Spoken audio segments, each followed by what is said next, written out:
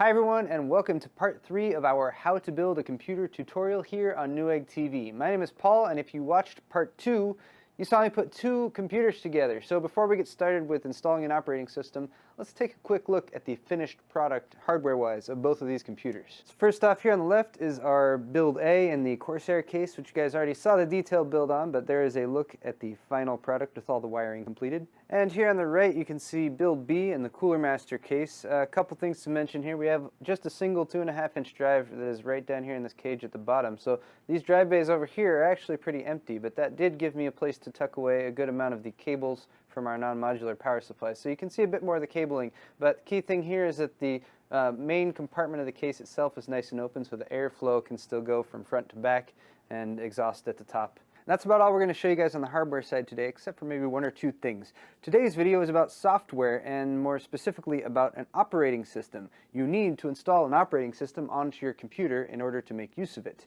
And really there's about 3 major operating systems that are out there on the market today, apart from the up-and-coming mobile ones like Android. You have the Apple operating system, and it is possible to make a home-built computer and install the Apple operating system onto it, but we're not going to really talk about that today. There is Linux, and much love to all you Linux users out there. If you're looking for an inexpensive operating system to get your computer up and running, especially if you're running something like a server, Linux is the way to go. Now today we're actually going to be talking about and guiding you through the installation of Windows, and specifically Windows 7. For all you Linux users who are just like, yay, he talked about Linux, but now boo, he's installing Windows. Well, Windows is really it has the lion's share of the market right now. Most people, home users, are going to be running Windows, and these systems behind us are gaming systems. They have gaming video cards in it, and Windows is really the cream of the crop as far as gaming operating systems. So we're going to be installing Windows 7, and then we're going to be showing you how to configure your operating system, do things like install the drivers, so that you can make use of your computer happily and do things like browsing the internet and running all the fun programs that you can install onto the computer.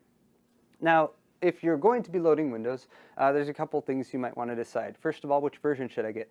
There's Home, Pro, and Ultimate, and most people, Home is the way to go. That's going to handle all of your needs. The second thing you might be concerned about is you will see that there are 32-bit versions and 64-bit versions available. Now, if you get the full retail box version, like you see right here, you will get both 32-bit and 64-bit, and you can choose which one to install. If you go with OEM, you will need to choose 32 or 64-bit. And for most people right now, you should choose 64-bit. 32-bit has some memory limitations. Essentially, if you load 32-bit operating system with Windows 7 and you have 4 gigs of memory installed, you're only going to be able to make use of about 3.5 gigs of that memory, 3.2 to 3.5, depending on your hardware configuration.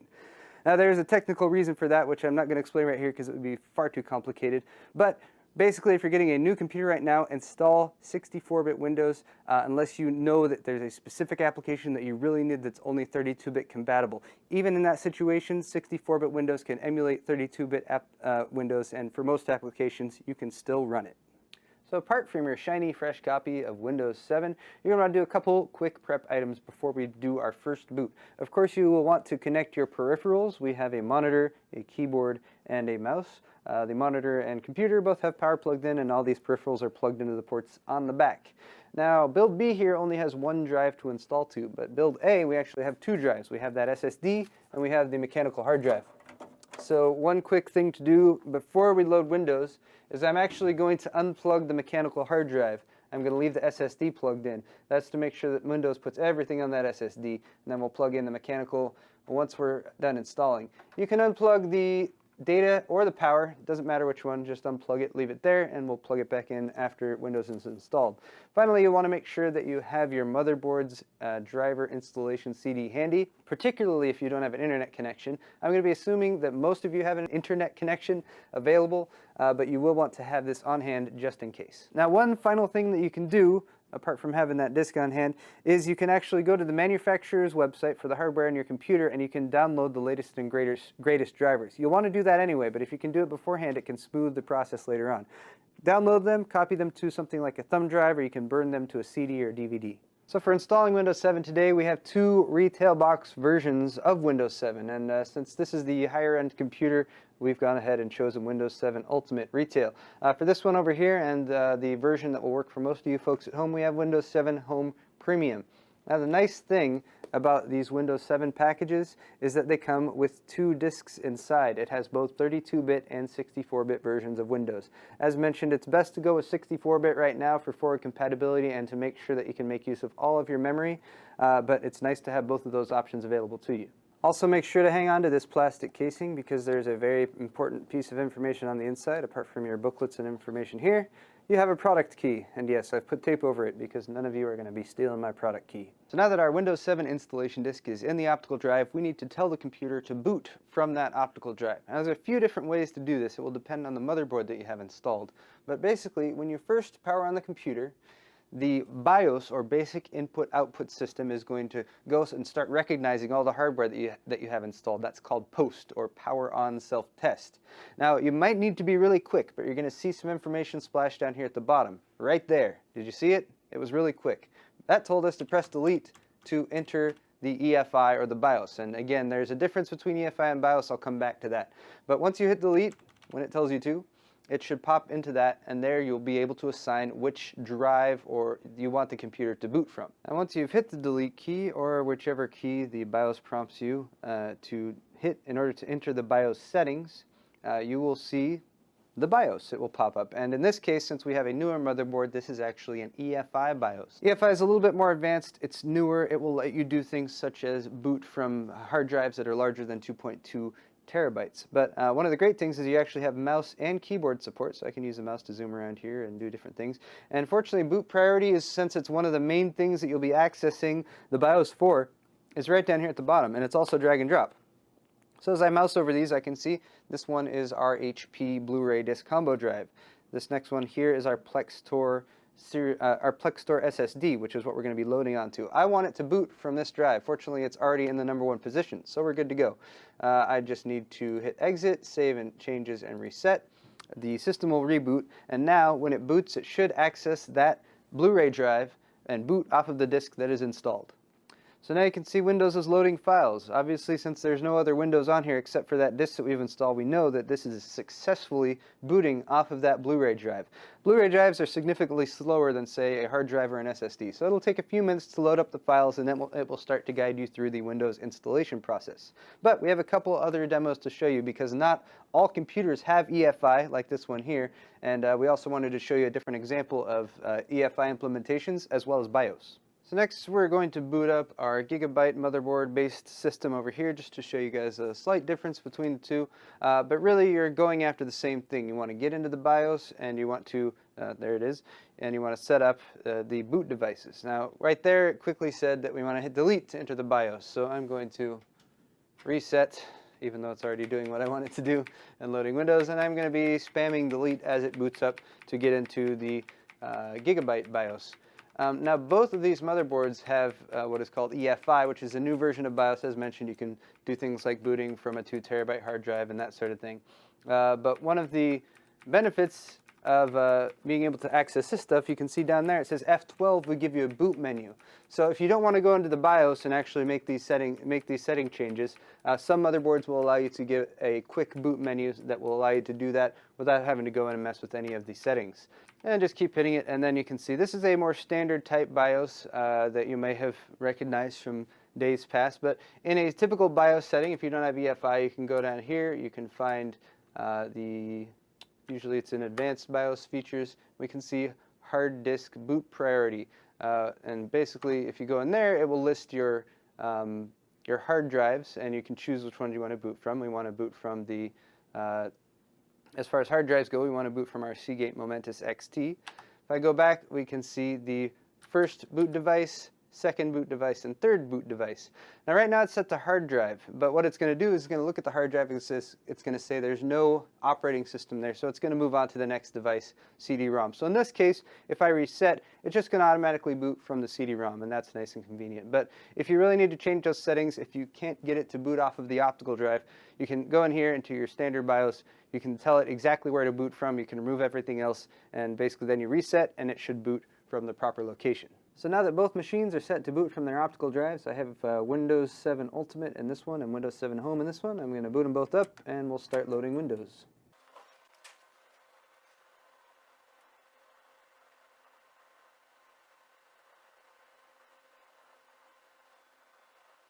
Now that we've booted off the DVD, it's just going to run through the quick first steps. You will choose your language, choose your time, choose your keyboard input method, hit next. Next up, we want to hit install now. Also bear in mind is repair your computer features down here. If you choose to boot off of the disk in the future, you can use those functions to do some repair features. Next up, we want to agree to Microsoft's terms and conditions. You will definitely want to read all of this information, hit accept, and hit next. Next, you're faced with the decision of whether to do an upgrade or a custom installation. We want to choose custom because that will allow us to install a fresh, complete new copy of Windows. And finally here, we will see our installed hard drive. We have our Seagate Momentus XT in this. It's a 500 gig hard drive, 465 gigs formatted. And if you are not seeing your disk here, you definitely want to check all your connections inside. But what we're going to do is hit Drive Options Advanced. You can format the drive here if it's a previously used drive. You can create a new partition if you want as well. We need to create a new partition because the drive has to be partitioned, and what you'll want to do is just use the maximum partition. You can partition a hard drive, which will split it up into different segments, and it will be recognized as two different drives in your machine. That's a little bit more advanced. It's an option for those of you who are interested in it. But for most users, you'll want to take your hard drive, use the maximum size possible, which is the default right here, and you'll want to hit apply. That will create a new partition. As mentioned when I unplugged the drive before, it will also create a little system reserved partition, 100 megs. Don't worry about that, it is automatic. But once that is created, you can hit next, and it will begin to copy Windows files. You can take a break for now because this will take a few minutes to expand the Windows files, go through some installation features. We're going to run through the same set of steps over here with our second computer. We're going to hit install. If you're wondering why there is a black band around the outside of the screen, that's because I've plugged in the HDMI cable to this monitor. HDMI has some overscan and underscan features that set up automatically because it's made frequently to be used with high definition televisions. Don't worry about that. Once we actually get into Windows and install our graphics drivers, we can actually set that up so it will fill the entire screen. Here we have our SSD, Plex Store, 120 gigs, it's primary partition. Again, we're going to format the drive. Well, we don't really need to, it's already got a partition. But just in case, let's say you're reusing a drive, you can delete the existing partition. That will remove any information, so definitely want to make sure that you've backed up everything. If you are reusing a drive, hit new. Again, we're going to use the entire available size on the drive. Hit apply. Again, it's going to create that additional system reserve partition, and then we hit next to start installing. You'll have a couple reboots during the installation process. Everything should happen automatically. It will come back to this installation screen. After installation is complete, you'll have the final boot into Windows 7. We just had our last restart, and it's going to go through a couple more setup things now that the operating system is loaded. It will automatically check video performance, and it will load a bunch of default Windows 7 drivers. So here we can see Windows 7 Home Premium. Here you get to type in your username. You can choose one, whatever your name might be, or a unique name if you want. And it will also give your computer a name, and then you can just hit next. I'm going to go for Newegg TV 2500K. Next up, you want a password. Definitely choose a password. This will help keep your computer safe. Don't use a simple default password. You don't need this one to be too complex, but it will definitely give an added layer of protection. Next, it will prompt you for your Windows product key. This should be the key on the inside of your retail box copy of Windows 7. Just open up the box, the key will be inside, and we're not going to show you this part. Windows 7 has some automatic protection features, and I recommend to use the recommended settings. Finally, we're going to set up our system date and time. It should be able to read this off of your motherboard's BIOS clock, but if it's not accurate, then you'll definitely want to update that just to make sure you have the time set properly. And there you have it. Windows 7 is now installed and booted up for the first time. We have our basic desktop here, and Windows has loaded a bunch of default drivers for the hardware that we have installed. Next thing we're going to want to do is update all of the drivers for the hardware. Now, if you're not familiar with a driver, it's simply a bit of software that helps the operating system communicate with the hardware as effectively as it can, and that's why you want to get the updated ones to get the best performance possible out of your machine. So that is next, installing drivers and configuring Windows. Since your fresh install of Windows 7 is using default drivers, it will be functional, but it will not be ideally functional yet. You're going to want to get updated drivers from the internet in order to make all of your parts work the way they should.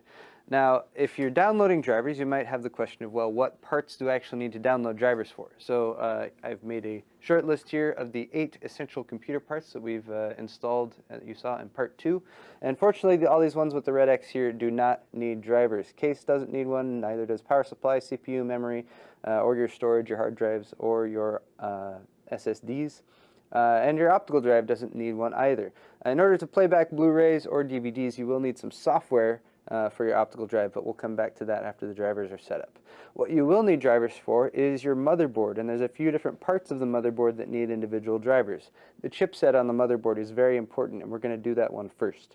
Also, you have a built-in network interface card, that Ethernet port on the back of your motherboard, and that will need a driver. It's also sometimes just called a NIC, network interface card, or LAN.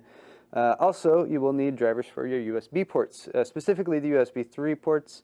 USB 2 should work by default, but you will want to get the proper drivers to make sure it's functioning as efficiently as possible. And finally, you will need drivers for the audio card that's built into your motherboard to make sure that you can make use of all of the surround sound and everything that your audio card has to offer. Finally, you will need drivers for your video card, but we can save that one for last because the video card drivers tend to be a bit of a more sizable download, and we'll do that after all the motherboard drivers are installed.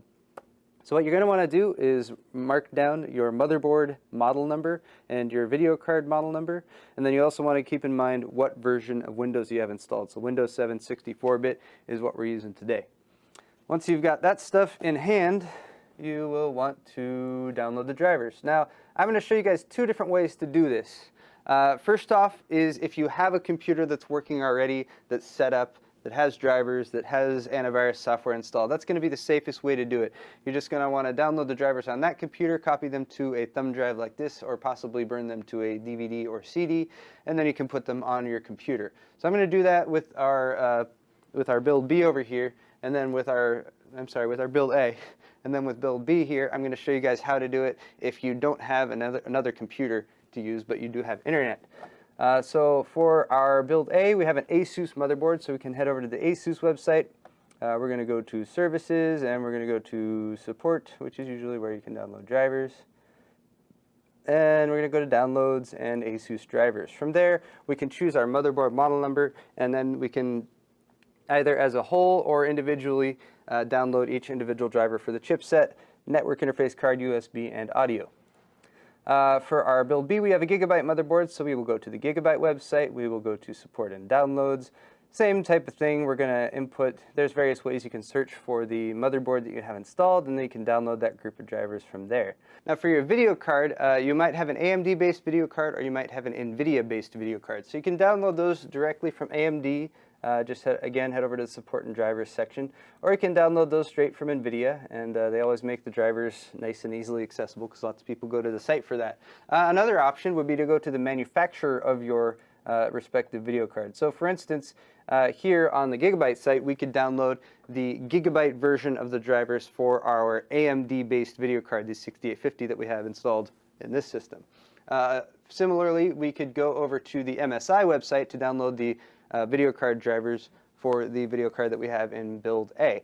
That's really up to you. If you have a specialty video card that has some additional features, you might want to go directly to the manufacturer's website, but generally for the latest and most effective drivers possible, you want to go to the AMD or the NVIDIA website. So now that I have downloaded my set of drivers, I've created a folder for them, properly labeled, so I can get back to it in the future. I'm going to copy that over to my USB drive.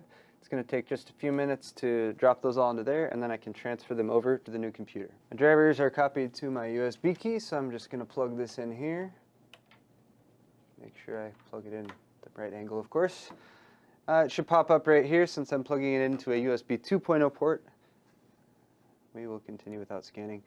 We're going to open folder to view files. I've put these in a folder called motherboard drivers, and there they are. So audio, chipset, LAN, and USB. And I'm going to start with the chipset. The order I'm going to install these in is chipset first, then the LAN, then the USB and audio drivers. Finally, we will download the video drivers straight from the site, and from that point, we should be good to go. Each time you start one of these install programs up, it will give you a prompt. Just hit OK. It will proceed with installation. So this is the installation for our Intel P67 chipset. We click yes and next, and there it goes, installing the drivers. Now bear in mind, guys, as you're installing these drivers, I have just picked the bare minimum drivers that you will want to install. This motherboard here does have some additional hardware such as a RAID controller, and you will want to get the drivers for those things as well. But for the purposes of this tutorial, I'm just keeping with the bare minimum of stuff that everyone will need, and you will also be prompted for restarts throughout the process. After the chipset, you'll definitely want to restart. After the rest of them, you can hit cancel and wait to restart until you load those individual drivers. After the system restarts, we will load the rest of the drivers, and then we will be good to go. Please note that at this point, I have not plugged in our Ethernet yet. We will want to wait to do that till these drivers are installed just to be safe, and then from there we'll move on to installing Windows updates, getting an antivirus program. If you guys remember, this computer here has two hard drives. We have a solid-state drive and this mechanical hard drive that we're using for storage, which I unplugged when I started to install Windows. So now is a good time to plug that back in. All I did was unplug the data cable from it. That way we can start backing up some of the stuff, like all the drivers that we downloaded, onto that drive and have them saved for future, anytime we might need them in the future. Now, one other quick thing to mention, now that I've plugged that back in, is if you guys remember when I set up the BIOS, or the EFI in this case, it has a boot priority, so it's going to go to your hard drives, and there's a chance now that I've plugged that back in, it might try to go and boot off of that drive. If that is the case, and you get an error that says no operating system detected, you just want to jump back into the BIOS and rearrange that boot priority to set your boot drive, which in this case is the SSD, to boot off of first. So now we've installed all of the drivers except for the video card, which is why the resolution is still a little bit low here. But now it's time to plug in our Ethernet. And with our LAN driver installed, we should get an internet connection. If you are working with a typical home setup, you want to route that over to your router. Routers are good to have because, hey, there it is. Routers actually have a built-in firewall, and that will keep you a little bit more protected. We're going to just choose home network for here because we're at a home network. It will automatically set up that home network and your internet connection, and then you can have a connection to the internet. Now, you might be tempted at this point to jump onto Facebook or start going around and doing things with your computer, but please, please, please wait. You don't want to surf the internet at this point because you don't have an antivirus installed, and you actually also have not downloaded all the very important Windows updates. Those are important. And now also with Windows 7, it will start to set you up with a home group, and that's if you have multiple computers, you can share stuff in between them. And we're going to cancel this for now just because that's a little bit more advanced, but it's actually really easy to set up with Windows 7. So now we have an internet connection, internet access. We can pull up Internet Explorer, and this will go to Microsoft. There it is, and it will take us through all this stuff. Let's get back to that later. All right, so now at this point, I'm going to download our video card drivers, and we have an MSI NVIDIA GTX 570, so I'm going over to the NVIDIA site, like I showed you on the other computer. Again, right now, no video drivers installed, so everything's going to look kind of big and clunky, but we're in the United States, so let's choose that. And I'm just going to start the download of the driver for our video card. Once that's installed, we can do Windows updates and the virus as mentioned. Antivirus, I should say, not virus. We have a 500 series, we have a GTX 570, we're using Windows 7 64-bit. Here's our driver, let's download it, let's agree, let's save to the desktop, and Windows is already telling me that it's detected Windows updates. It's going to start downloading those in the background. Now this is going to take a little bit of time, so let's leave this for now. And let's go back over to our other computer, which I haven't really started working with yet. So here's a situation where let's pretend you don't have an additional computer to work with. All you have is this computer that you've just built, and you need to connect to the internet to install the drivers. Now, for those of you who maybe don't have an internet connection at all, I have no idea how you're watching this video right now, but for that case, you will just want to take your driver disk that came with the motherboard, install all the drivers off of that, take the driver disk that came with your video card, install the drivers from that, and you'll be good to go. But again, you really want to get the latest and greatest drivers. So what we're going to do here is I'm going to load just the LAN driver for the network interface card off of this disk. Then I'm going to connect to the internet, and I'm going to download the latest drivers for the motherboard and the video card from that. I'm going to install in the same order, except that I'm going to do the LAN first off of this so I can get that internet connection. Now, I did a quick test here by plugging in the Ethernet to this computer, and we don't have an internet connection. Sometimes after loading Windows 7, it will have a default driver available for your network card, but in case it doesn't, definitely keep this disk handy so you can pop it in. And in just a few seconds, we'll be able to access that disk. I'm going to pull up just the LAN driver, install that, and then we can get an internet connection to download the rest of the drivers. So here's my network folder, and wow, this disk actually has quite a few different drivers. So I'm just going to check the motherboard manual.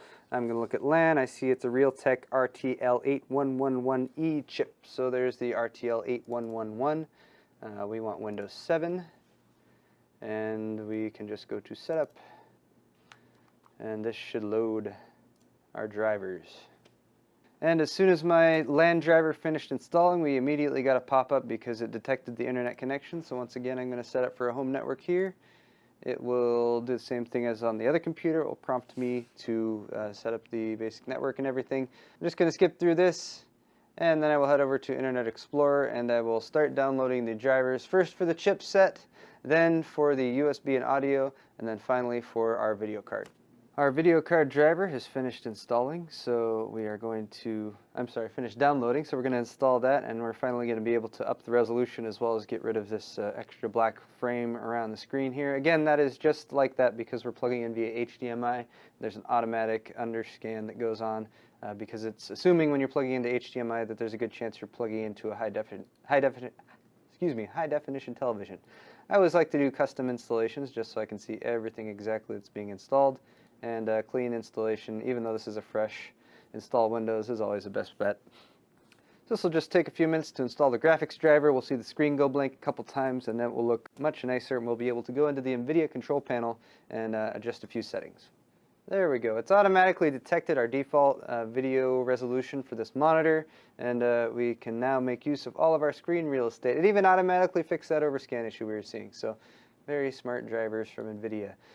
Next up is going to be Windows updates, and that is very important to get all the Windows updates that are available before you do much with the computer. So if you want to prompt the Windows to do that automatically, you can just type up or update in here and go to Windows Update, and it will start the Windows Update process.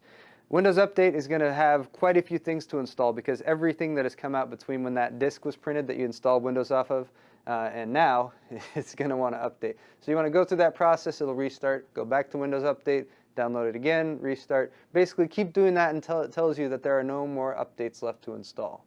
Right now there are 80 important updates available. So back over here to our System B, and we have the driver, the chipset, we have the USB, and we have the audio drivers all downloaded. So I'm just going to start installing these in order, and we should be good to go in just a few minutes.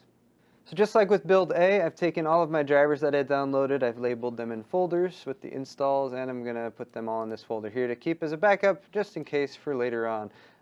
Next up is the video card drivers, and just like with our first build, well actually I should say different from our first build, we have an AMD-based video card here. So I'm going to go to the AMD website, and I'm going to download the video card driver for our video card. And from there, once again, we should have a much nicer looking display, and we'll be all set to install Windows updates. Now, since we are connected to the internet right now, Windows updates are already starting to download in the background. That's okay. They can be downloading at the same time. It'll save you a little bit of time downloading them in the future. But for now, here, let's go to support and drivers.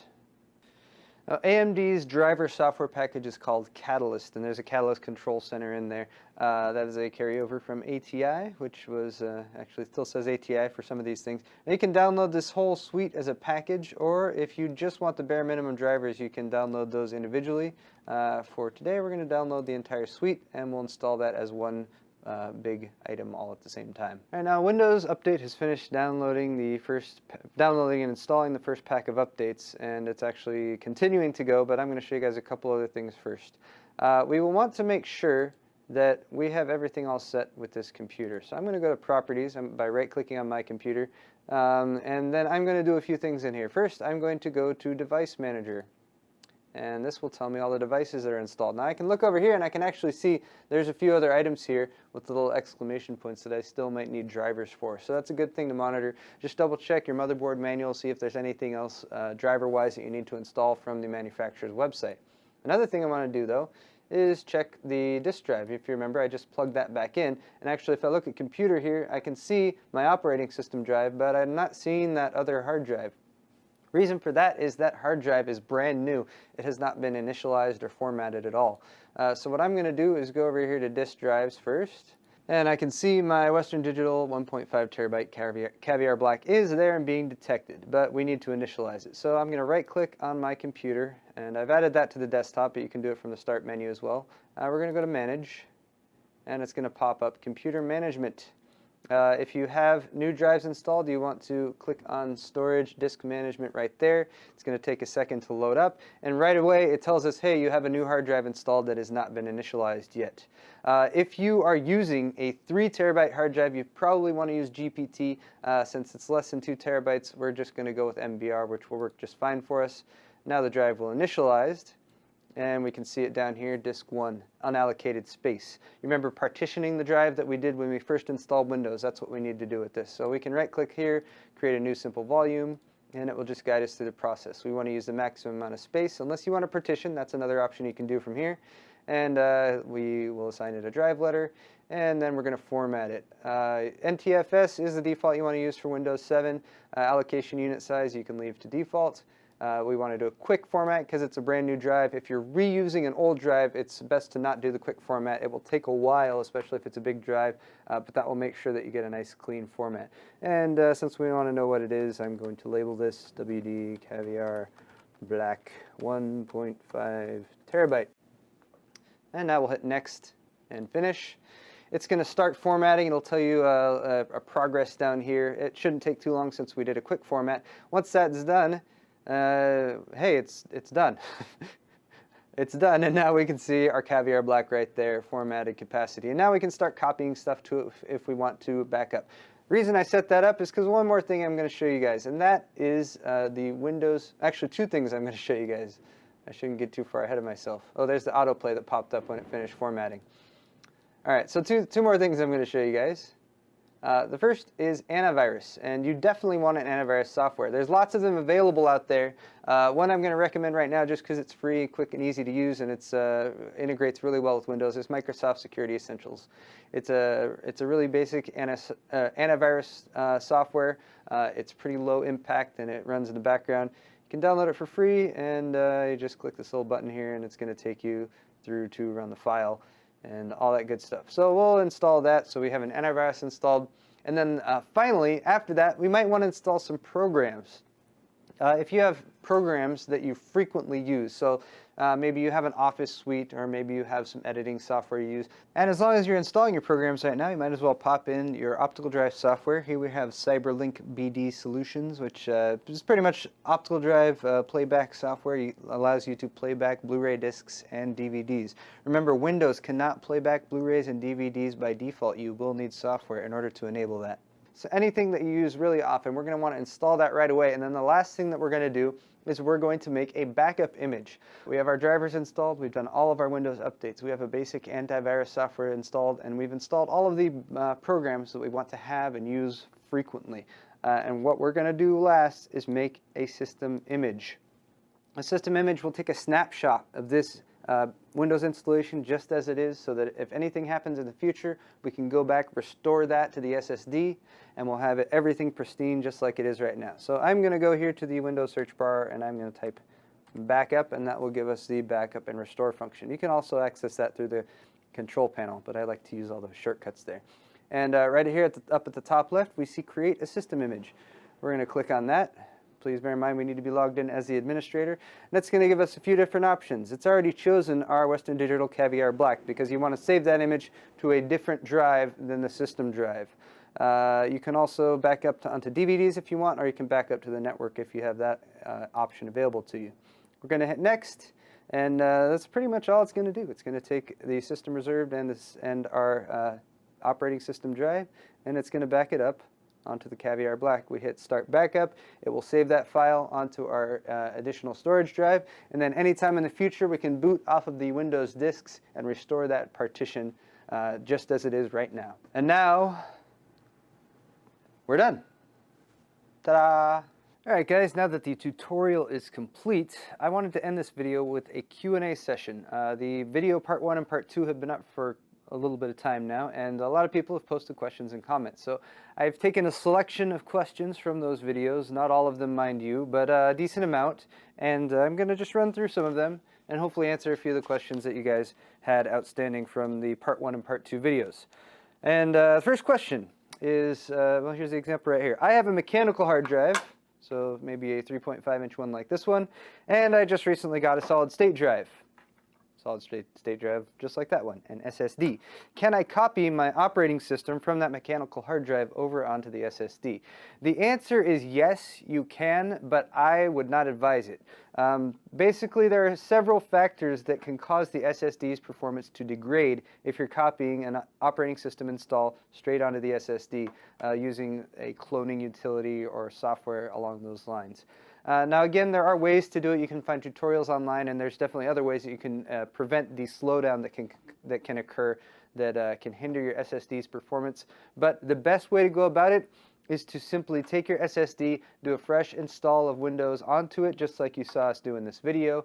Then you start fresh and clean. That's a good thing to get in the habit of doing anyway, because if you're familiar with having all your data backed up, having all your programs that you use set aside, and you can do a reformat and a reinstall of Windows, it can help keep your computer running in top shape and as fast as it can possibly be. So get familiar with reformatting, reinstalling Windows. It's handy to be able to do, and if you do purchase an SSD, I recommend doing a fresh install onto it, then load your programs, copy your files over, and you should be good to go.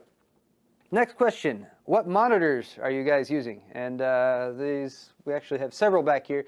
These are Asus monitors that you can see right here, and these over here that we've been using for quite some time are VW266H monitors. Unfortunately, those are end of life. They're 25.5-inch monitors, and actually we are replacing and upgrading with these right here. These are VK278. That is a model number. They are 27-inch monitors. They have a 2.0 megapixel camera built in.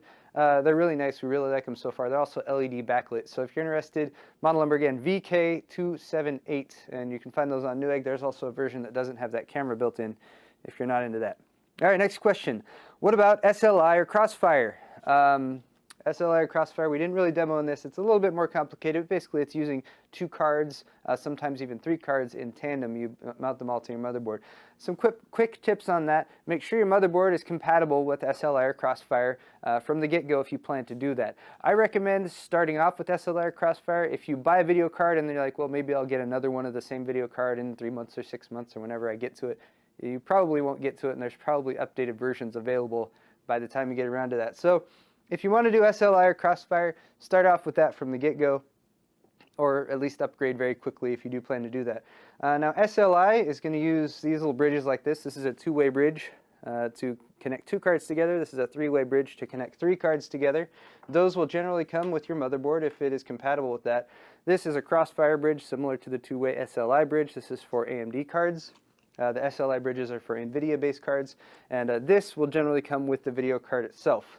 For the motherboard you purchase, again, make sure it's compatible, and for the PCI Express slots, make sure the top one's always going to be X16 compatible, and you want X8 at bare minimum for the additional slot, and 16, 8, and 8 if possible, if you're going to go with 3-way SLI. And hopefully we'll have a tutorial for that soon. Also, one last note, make sure your power supply can handle that much wattage. Video cards use a lot of wattage, and you want to make sure that your power supply can handle it. Let's move right along here.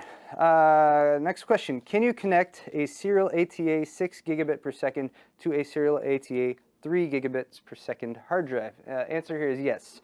Serial ATA drives are all backwards compatible. Basically, you're just going to be limited by the throughput of the serial ATA port you're connecting to. So if you have a serial ATA revision 3, that's 6 gigabit per second port, and you plug in, you can have a serial ATA revision 1, revision 2, or revision 3 drive plugged into that port. Same way, you can take a serial ATA revision 3 drive and plug it into a serial ATA revision 1 port. Just bear in mind, if you have, for instance, a serial ATA revision 3 SSD like this, it actually does have the capability to saturate that much bandwidth, and you plug it into a serial ATA revision 1 port, it will work, but you're going to be capping the speed of this drive. So if you get an SSD, make sure you're using serial ATA revision 2 or ideally serial ATA revision 3. Next off, how do you turn off the external build? In video number 2, you guys saw me do a build outside the box. A couple different ways to do that. If you don't have a hard drive and an operating system connected to the computer and you're just going through the BIOS utilities, you can pretty much just turn off the system anytime you want. You can do it by shorting the 2 pins like I showed you guys, or if you have the case connected, you can just hit the power button. If it doesn't work, you can just turn off the power supply. If you do have a operating system drive attached, it's best not to just turn it off. If your operating system drive is attached, you can push the power button. If it doesn't turn off, you can hold down the power button for 5 to 10 seconds and it will power down. But only do that if your system's completely locked up and you can't get it to turn off anyway. Last resort would be to switch off the power supply or unplug it from the wall, but really the pushing and holding in the power button will almost always turn your system off if it is severely locked up. Let's see, next up, where can I get that USB 3.0 front panel adapter? I kind of teased you guys with this. We're not selling these right now. We're hoping to have them soon. This is actually an accessory that comes with a Roseville case that we sell. It's just a pass-through, so if you have one of these cases from the last year or so that has the pass-throughs for the back for USB 3, it gives you a motherboard adapter. Now, if you can't find one of these, and you might even want to consider getting one that goes from one motherboard plug to 2 USB adapters, you might have gotten something like this with your motherboard. And this basically is just a bracket that you can put on the back of your case in the PCI Express bays, and then you can route that and plug it into your motherboard. Now, one thing you can do with these is actually just unbolt these 3 screws right there, take off that little panel, and this will work just the same. You can plug in your front panel USB ports there and then plug that into your motherboard. You will have to find a place in your case to tie that down or just let it hang in there, however you want to do it, but that will work just the same way. All right, next question. Can changing power supplies affect performance? This is from the first video when I was talking about the things that don't really affect performance, and I said the case and the power supply are a couple of those things. Generally speaking, no. If you're going from a similar wattage power supply to a similar wattage power supply and you're already set with both of those, it's not going to affect the performance of your computer at all. Now, one situation in which it can is if you're overclocking. It's going to use more wattage from the power supply, and basically you want to give yourself more headroom for that. So if you do, say, go from a higher wattage power supply and drop it down a little bit, and you've overclocked and you don't have that amount of power going to the VRMs on the motherboard, then you could have your performance suffer a little bit. So yes, in some cases it can, but generally speaking, using similar power supplies, it will not. Next up, you did the thermal paste wrong. And no matter what, anytime I've done thermal paste in any video, there's always people that tell me I do it wrong. So I'm going to give you guys some advice here to go straight to the horse's mouth, so to speak. Arctic Silver is one of the top-notch thermal paste producers. And if you go to arcticsilver.com, they have an instructions tab, and they will give you very specific instructions for how to apply thermal paste, not just based on the thermal paste itself, but also based on the CPU you're using. The CPU has a heat spreader on top. You actually can't see the CPU die because it's got that piece of metal on top, and the die might be located at different places on there. So that will give you very detailed instructions for, depending on your CPU, where to put it on, depending on the consistency of the thermal paste, how to apply it. There's the dot in the middle and let the heat spreader spread it method. There's the spread it around method that you saw me do, which you want to be very careful, again, not to have air bubbles. But that will give you some pretty clear instructions. And I did bring along one other type of thermal paste here just to show you guys, because this one is hard to get wrong, because this is kind of like nail polish, but basically you have a little brush there, and you can just brush it right onto the top of your heat spreader on your CPU and get nice even coverage. And this is it's kind of thinner thermal material, but that's something to consider if you're really concerned about how to apply thermal paste. And hopefully that will put the thermal paste question to rest, but feel free to disagree. All right, next up, how come you don't need a sound or audio card? Those used to be pretty standard in a lot of computers, and basically most motherboards now come with an audio chip built in. They have the audio ports on the back. You can just use that integrated audio, and for most situations it is perfectly fine. There are add-on sound cards available, and if you're an audiophile, if you really like high-definition music, or you really want to have gold-plated connectors, or just get the top quality audio, you can get an add-on sound card. It's a great investment. They usually slot into the PCI slots, PCI Express slots on the motherboard, and that will give you a lot more options for your sound. One other thing I wanted to mention about sound in general, and actually if you're using Windows 7, it's very good at handling multiple sound devices. If you have a video card like this one that has an HDMI port, there's actually another sound chip that's on this board. You can't see it; it's under the the cooling device here. But if you have an HDMI plug on your video card, there's actually an additional sound device on there, and you can choose whether to use the one on the video card, or you can use the one on your motherboard. Just gives you a few more options, a few more audio outputs to use for your computer. So that's the sound question. Moving right along, where is part 2? Where is part 2? Give me part 2. There was kind of a gap between part 1 and part 2. Just my personal apologies to anyone who was really expecting that. I did get sick at the time, and we had to delay it, and we had some other stuff we had to do in between. But it's up now. Part 3 is up now, and I hope you guys really like it all. We've put a lot of work into it. Tried to be as thorough as possible, so these videos will help as many of you as possible out there. Next question: do I need extra cables? A lot of people buy all this stuff, and they're worried that they won't be able to plug one thing into the other. And that's a legitimate concern, but given the builds that I've shown you guys, all of the cables that you've seen, with the exception of one little Molex to serial ATA adapter that I used in this build right here, all of the cables were included. So you generally don't have to worry about that. An exception might be if you have a specialized case and it's spread out and you need maybe an extension cable to reach from one point to another. That's a good reason to research your case to make sure that your hardware setup is going to be in a situation where you can have all your cables reached to all the points. Sometimes you do need to get extensions, but again, that's kind of on a case-by-case basis. But bear that in mind, and also helps to get a power supply with extra long cables if you're concerned about that. One exception here, there are parts on the market that are called OEM, and that is Original Equipment Manufacturer. I don't know why that is the term, but basically if you get an OEM part, that means it's just going to come with the bare drive. If you buy an OEM hard drive like this one, you're going to get just the drive by itself. If you buy an OEM optical drive, actually the optical drive in this case here was OEM. That did not come with, for instance, a serial ATA cable. If you're buying OEM parts, those are made for manufacturers. They are available to consumers, but just bear in mind that you're not going to get any accessories or special stuff with them. Also, sometimes the warranties on OEM parts are less than they are with retail parts. So you can save some money by going that route, but make sure if you're getting OEM, or if it's listed as a bare drive or any language along those lines, make sure that you bear in mind that you're not going to get accessories. And in those cases, you might need extra stuff.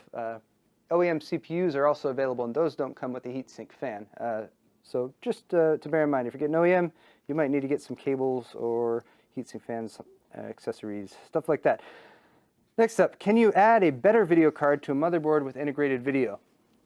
Answer here in most cases is yes. If the motherboard has a PCI Express slot that is at least 16 or 8 speed, then yes, you can add a discrete video card to a motherboard with integrated video. The other thing is that these Sandy Bridge parts that we've been using in here, the processors themselves have an integrated GPU. Now these are both P67 chipset motherboards, which means that you cannot actually make use of that GPU.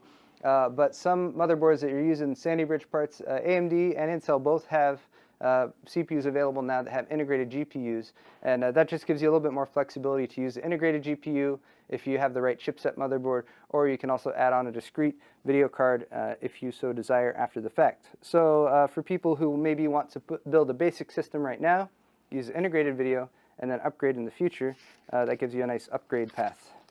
All right, some people were confused by the difference between bit and byte. That goes back to the very beginning of the first video where I talked about on, off, and zeros and ones. Again, a bit is a 0 and 1. It's just a single bit of information.